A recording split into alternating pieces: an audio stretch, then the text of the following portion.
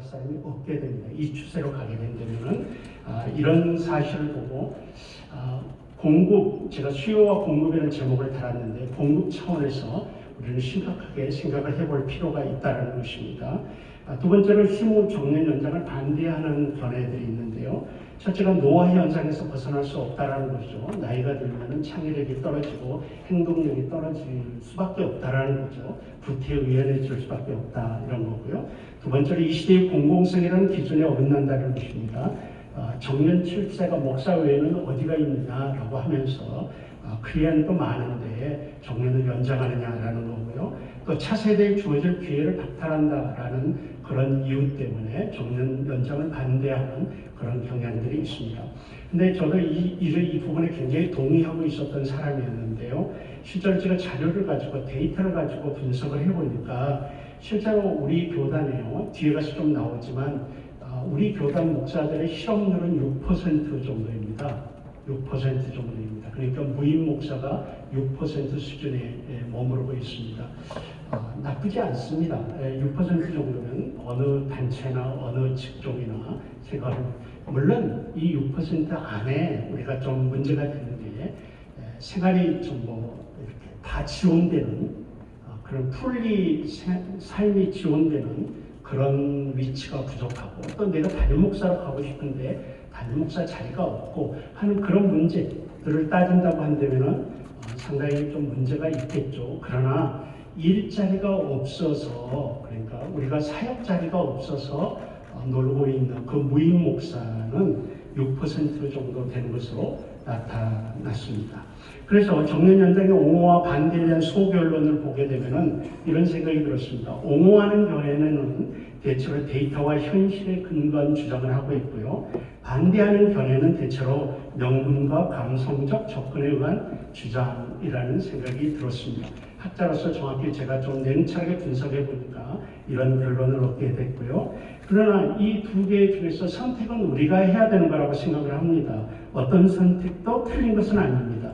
현실과 명분 둘 다 중요하기 때문에 우리 총회가 이런 명분들과 또 실제 상황들을 분석하면서 어느 선택을 하든지 우리에게 선택권이 있다고 생각이 됩니다.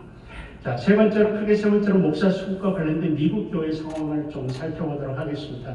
이것은 사회적 현상이니까 저는 제일 처음에 미국 교회를 염두에 두지 않았습니다. 그런데 데이터를 가지고 분석 뒤에 부분에 나오는 분석을 하다 보니까 그러면 우리보다 앞서 경험하고 있는 미국 장로교회나 미국 주류교단은 어떤 상황인가를 분석하게 됐습니다. 그래서 그 분석을 해보니까요, 미국 교회는 법으로 정년을 규정하지 않고 있고요. 또 나이를 이유로 오히려 정년을 규정하는 것은 차별로 간주되는 사회임을 알았고요. 미국의 주류 교단들이 당면한 목사 부족 현상이 심각하다는 것을 알게 됐습니다. 미국의 주류 교단들이 지금 현재 목사가 부족한 상태라는 것을 알게 됐고요. 은퇴자는 늘어나고 있고요. 젊은이는 신학교에 들어오지 않는 그 현상들을 보게 됐습니다. 특별히 이제 우리가 앞으로 따라가게 될 미국의 주류 교단 중에 하나가 PCUSA라는 교단이라고 저는 분석을 했습니다. 많은 교단들이 있지만 우리 교단이 따라가고 조금 앞서가고 있는 교단이 PCUSA 같아요. 신학적인 면은 우리하고 다릅니다.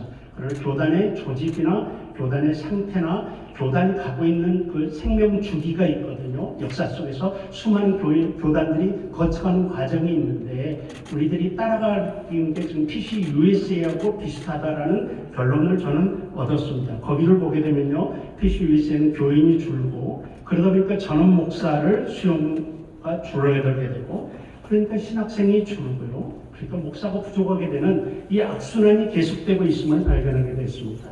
또 신학교 졸업하고도요, 안수를 받지 않는 사람들이 PCUSA 안에 미국 주류교단 안에 증가하고 있는 입장입니다. 지금 우리도 지금 그렇거든요. 여러분, 총신대 신학과 말이에요. 신학과 출신들이 신대원 진학률이 그렇게 높지 않습니다. 이 현상들이 이제 이렇게 좀 우리도 좀 닮아가고 있지 않나 이렇게 생각이 들고요. 그리고 지금 미국 교회들은 그래서 이 현상들이 이미 10여 년 전에 나타났는데 준비하지 못하고 있어서 후회하는 글들이 굉장히 많다라는 것을 제가 발견하게 됐습니다. 다음 페이지가 그 바나 리서치 센터에서 발표한 건데요. 지금 1992년도에 40세 이하가 33%인데 2017년에 15%로 줄어들었고요. 56세 이상 나이가 많은 그런 목사 그룹들이 점점 더 늘어나고 있다는 사실을 보여주고 있습니다. 그래서 미국 교회를 나중에 참고를 제가 좀 해봤더니 우리 교단의 앞날을 좀 예측할 수 있지 않을까 하는 그런 생각이 들었습니다. 자, 네 번째로 그럼 우리 교단 이야기를 좀 해보겠습니다. 대한예수교 장로회 총회의 소속 목사 나이 현황 분석을 우리 총회 사무국과 더불어서 이 일을 좀 했는데요. 보게 되면 첫 번째 총회 소속 목사 수 현황입니다. 담임 목사가 1486명, 부목사가 7387명, 무임 목사가 1228명, 총 19101명입니다. 액티브 패스터입니다. 그러니까 현역 목사님들이 지금 그러니까 우리가 실제로는 71세가 정년이거든요. 저희 교단이 71세 정년 안에 들어있는 분들이 19101명입니다. 여기에 약 정확히 5294명의 은퇴 목사님들이 계십니다. 그러니까 우리 교단이 전체가 한 24,000명 정도의 목사님이 소속되어 있습니다. 그래서 담임 목사가 55%, 부목사가 30%, 무임 목사가 약 6% 되는 것으로 나왔습니다.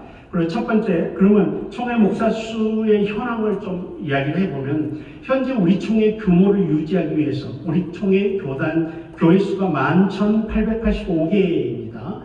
2018년 기준입니다. 11,885개인데 이를 유지하기 위해서는 담임 목사가 1,486명과 부목사 7,387명도 총 17,873명의 목사가 있어야 현재의 우리 교단을 유지할 수 있습니다. 무임 목사가 정년 전에 6%고요. 향후 15년 동안에 제가 2035년까지 통계를 냈습니다.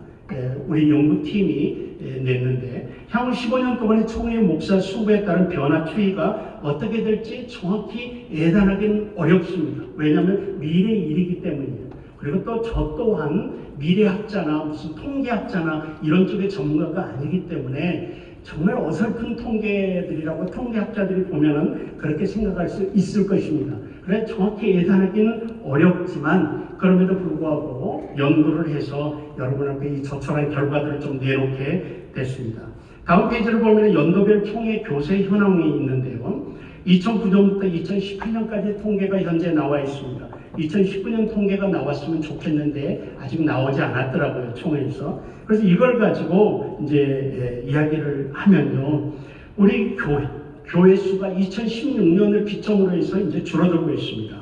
그리고 교인 수도 2016년을 기점으로 해서 줄어들고 있습니다. 물론 목사수는 계속 증가하고 있고요. 장로 수도 거기에 나타나 있습니다. 이런 것들을 봤을 때 여러분들 이제 앞으로 우리가 전망을 좀 잘 해볼 수 있을 것입니다. 이제 줄어들고 있고 2017년, 2018년 계속 줄어들고 있는 그런 상황이라고 생각이 됩니다. 그렇고요. 다음 페이지를 보게 되면 총회 소속 목사 나이 분포가 있는데요. 거기 있는 그대로입니다. 이 통계는요, 103회 2018년 때 보고된 자료입니다. 103회 총회 때 보고된 자료인데요. 약 24,000여 명의 목사 이런데 여러 가지 보고가 안 된 분들도 물론 있으리라고 저는 생각을 합니다. 그렇게 됐는데 35세 이하가 1%고요. 36세에서 44세까지가 13%, 45세에서 54세가 30%, 그리고 가장 많은 분포가 되어 있는 55세에서 64세까지가 7,000명으로서 37%, 그리고 65세에서 정년이 3,625명 19%. 그래서 55세에서 정년에 이르는 여기에 우리 교단의 목사님들이 몰려 있습니다. 소위 말해서 베이비 부모 세대입니다. 저도 베이비 부모 중에 하나인데요. 우리의 담임 목사님들이 우리 교단의 담임 목사님 대체로 베이비 부모 기간에 몰려 있다는 것이 발견됐습니다. 사실 우리 다 저하고 비슷한 또래들은 보게 되면은 1960년생 어간 그때 얼마나 우리들이 목사 되기 위해서 뜨거웠고 그랬던 시절이었습니까? 그래서 지금 거기에 몰려져서 무려 56%가 55세부터 정년 사이에 몰려있다는 게 통계로 나왔습니다. 다음 페이지를 보면은 측책별 라인 분포가 있는데요. 여러분 참고를 하셨으면 좋겠다. 같은 내용을 다른 방향으로 분석을 해서 여러분 이거 이 팜플렛에 다 나와 있는 내용들인데 제가 요약을 지금 하고 있습니다. 그러면 이런 우리 쪽의 현황을 기초로 해서 크게 다섯 번째로 정년으로 이런 목사 수급 현황을 한번 예측해 보겠습니다. 프로는 아닙니다. 그러나 준 프로 정도는 돼서 예측을 했다고 여러분께서 생각해 주시면 고맙겠습니다. 첫째가 그럼 목사 수급과 현황 예측에 영향을 주는 요소들이 무엇이냐? 첫째가 교회 수의 증가함이 영향이 줄 것입니다. 앞으로 교회 수가 우리 교단의 교회 수가 어떻게 될 것이냐? 2016년을 정점으로 지금 줄어들고 있는 현실입니다. 여러분 왜 이걸 제가 강조하는가 하면 정확히 PCUSA의 10년 전 모습과 지금 동일하게 가고 있습니다. 우리도 물론 숫자는 다르지만 상황이나 변화는 동일하게 가고 있다고 말씀을 드리고 싶습니다. 그리고 두 번째로 영향을 주는 요소는 신학생, 졸업생, 인증신학교를 포함해서요. 혹은 강사고시 지원자 수 이런 것들이 영향을 줄 것입니다. 근데 단순히 신학교 졸업수만 영향이 주는 게 아니라요. 정확히 또 우리가 봐야 될 게 우리 교단의 신학교의 여학생들의 수가 점점 늘어나고 있습니다. 올해 20%가 여학생들입니다. 10%에서 12, 13%였거든요, 그동안. 근데 여학생 수가 점점 늘어나고 있습니다. 이런 패도 보면은 우리 교단의 신학교 정체성에 의해서 안수를 받게 되는 신학교 졸업생은 거기서 점점 줄어들게끔 되어 있다고 생각이 됩니다. 그리고 세 번째 요소가 연도별 은퇴자 수입니다. 연도별 은퇴자가 이제 기하급수적으로 빨리 빠져나가게끔 되어 있습니다. 왜? 하냐면 우리가 베이비 부모 세대에 뭉쳐져 있기 때문에 은퇴자 수는 기하급수적으로 앞으로 늘어나게끔 되어 있습니다. 물론 이제 이 통계에 포함되지 않는 것은 자연사입니다. 우리 목사님들이 자연사도 있을 터인데 이런 것들은 포함되지 않았고 그냥 끝까지 70세까지 사신다라는 전제하에서 이 통계가 나와 있습니다. 그럼 다음 두 번째로 목사 수급과 관련해 발생할 수 있는 경우들을 저희들이 좀 생각을 해봤습니다. 아까 요소들 생각했을 때 교회 수가 유지되고 졸업생 수도 공급도 그대로 유지되는 케이스가 있을 것입니다. 그 다음에 교회 수가 유지되고 졸업생 수는 증가하고 뭐 이런 케이스들이 있는데 아무리 생각해도요 교회 수가 유지되고 졸업생 수도 증가된다라는 케이스는 올 것 같지 않습니다. 그래서 그건 X표로 뺐습니다. 또 교회 수가 증가하고 학생 수도 유지된다라는 것도 이 병렬시에 일어날 것 같지 않습니다. 현 상태로. 그래서 그런 케이스들을 다 빼고 나머지를 보게 되니까요. 절반의 확신만 갖고 있는데 지금 우리 교회 수가 유지되고 배출하는 신학생 수도 유지되는 그 경우 삼각형으로 해놨습니다. 절반 정도 될 것 같습니다. 그런데 교회 수가 유지되고 학생 수는 감소한다. 이것도 조금 한 80% 확신밖에 안 되는데 그래도 일어날 수 있다라고 생각합니다. 우리 교단이 정말 특별하게 교회 수가 오히려 유지될 수 있는 경우. 그 다음에 세모표를 하나 더 해놨는데 교회 수가 증가되고 졸업생 수가 감소되는 케이스인데 여러분 실제적으로 지난 10년을 보면은 10년 전보다는 교회가 늘어났거든요. 숫자가. 이걸 그러니까 3년 전부터는 감소하지만 전체 10년을 보면 증가했거든요. 그래서 이 비율을 우리가 계산한다고 한다면 지금 데이터 싸움이니까요. 이 비율을 계산한다고 한다면 증가될 가능성이 있는 것입니다. 그래서 교회 수가 증가하고 근데 졸업생 수는 명백히 감소하게 될 겁니다. 그렇게 되고요. 그러나 가장 일어날 수 있는 확률이 큰 것은 교회 수도 감소하고 졸업생 수도 감소하게 되는 이 케이스가 가장 일어날 확률이 큽니다. 그래서 네 케이스를 분석을 했습니다. 네 케이스를. 그래서 첫째가 교회 수와 신학교 졸업생 수를 현재의 상태로 유지되는 케이스.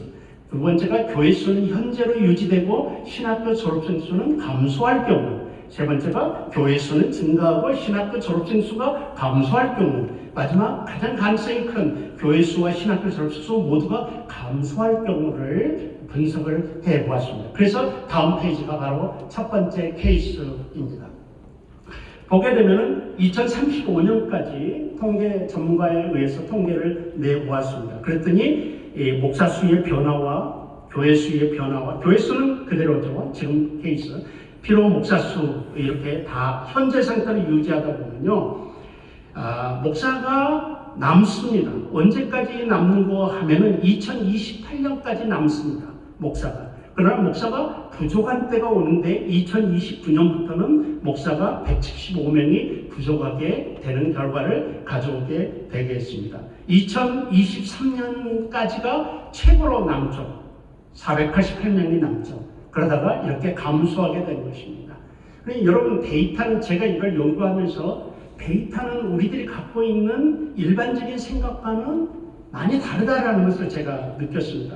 그래서 고민이 됐습니다. 우리들이 일반적 상식에는 노는 목사들이 굉장히 많고 일자리가 없는 목사들이 너무 많고 막 이런 생각이 굉장히 많고 저도 그렇게 생각하고 있었는데 신학교 교수로서 그랬는데 실제 우리가 가지고 있는 데이터를 갖고 분석을 해보면요, 지금 상태로 유지될 때 그대로 유지된다고 하면은 2029년부터 175명이 부족하게 됩니다. 두 번째 케이스를 좀 보겠습니다. 두 번째 케이스를 보면은 교회 수는 현재로 유지하고 신학교 졸업생 수는 감소할 경우요, 이런 경우는 2027년도부터 140명이 부족하게 됩니다.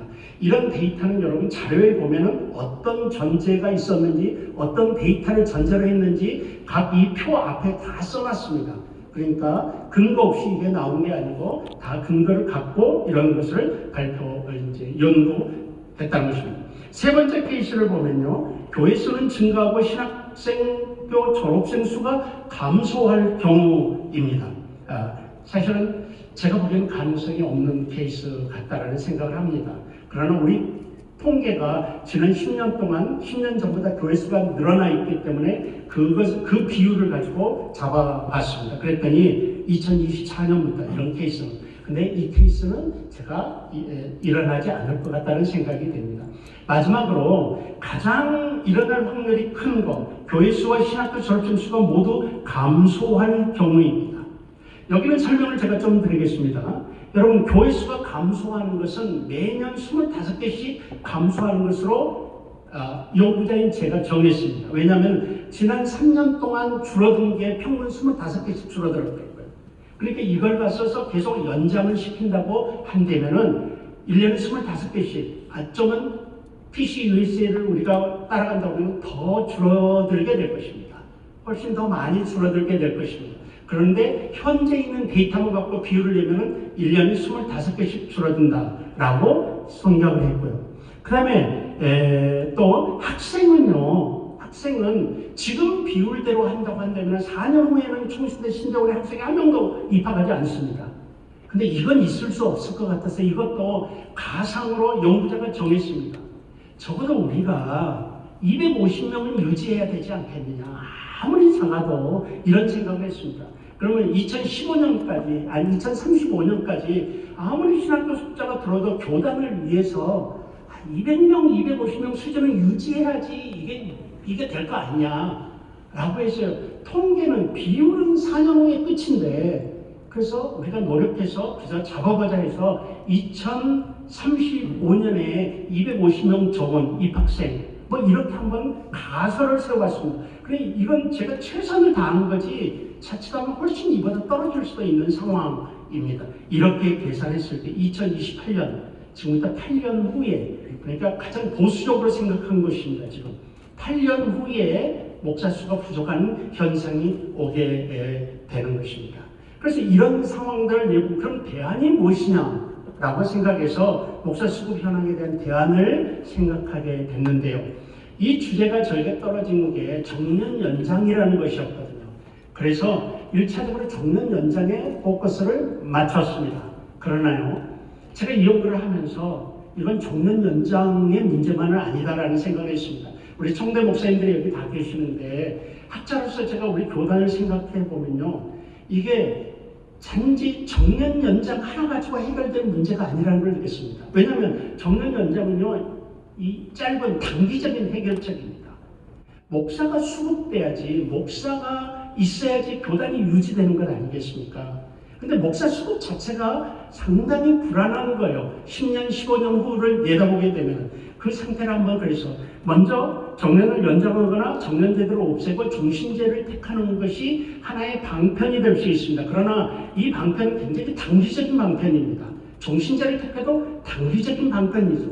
왜냐하면요, 계속 목사가 들어와야 종신제까지 가든지 하죠. 아예 들어오지는 않는데 이게 지금 단기적인 생각이라는 생각이 듭니다.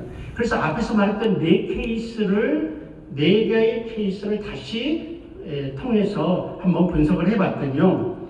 현재 첫 번째 케이스, 우리 교단이 현재 상태를 그대로 유지할 경우 생각을 해봤습니다. 사실 유지할 경우 2029년부터 목사가 부족한데 1년을 정년을 연장하면요 2032년부터 부족하게 됩니다. 2년을 연장하게 되면요 2034년부터 연장하게 되고요 3년, 4년, 5년 쭉 그렇게 통계가 나와 있습니다. 그래서 그래요. 그 다음에 두 번째 케이스, 교회 수는 현재로 유지하고 신학교 졸업생 수만 감소할 경우는 있지 않습니까? 목사 현 상태로 되면 2027년부터 목사가 부족한데 1년을 연장하면 2029년부터 부족하고요. 2년을 연장하면 2031년부터 이런 통계가 이제 좀 나오고 있습니다. 세 번째 케이스는 거의 일어날 것 같지 않은데 이때는 세 번째 케이스는 현재로 하면 2024년부터 부족한데 1년을 연장하면 2027년, 2년을 연장하면 이렇게